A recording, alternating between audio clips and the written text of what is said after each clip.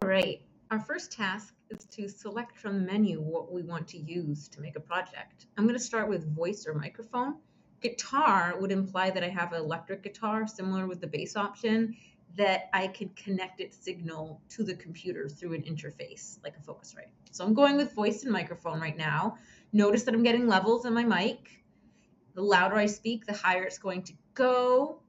If I speak really loud, it's going to go in the red, which is clipping. That's too high. But this gives me an indication that my mic is working. Okay, make sure you give Bandlab access to your microphone, whatever it is, if it's built in or whatnot. If you're not getting a signal, check the input menu on the bottom left. You might be able to find your problem there. Okay, once you're all set, you're getting a signal, you can record. The record button, no surprises here, big red button. It's going to give you a count-in, like a metronome count-in, and then it's going to start recording you. And you can select, you want that to be 4 beats or whatnot. Standard is 4 beats.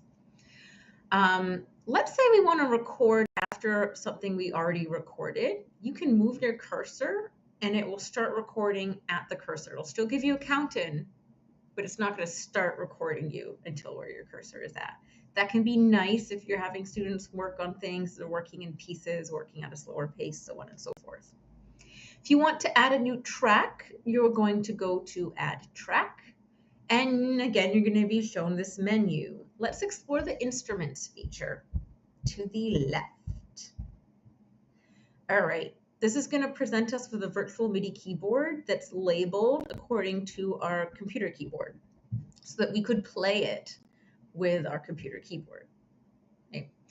If I want the pitch labeled, just hit pitch, and then it'll actually tell you what the musical pitch is.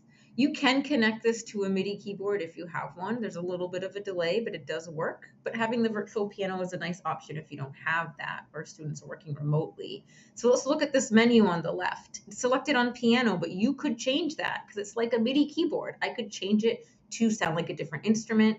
And I could also go into the menu for the instrument selection and change what type. So I have grand piano right now, but I could have honky tonk piano. If I want some drums in here, I could use the drum machine. It's going to start with a pre-made A pattern that I can change. Notice that it's put in a pattern A and B. This is just a grid. It's going to be on beat. If you change the tempo of your project, it will change with it. And you can kind of select and move the dots around to make your patterns. So if I click on it, it'll go away. If I click on a space where there isn't one, it will add it. And you can listen to it and change it up from there.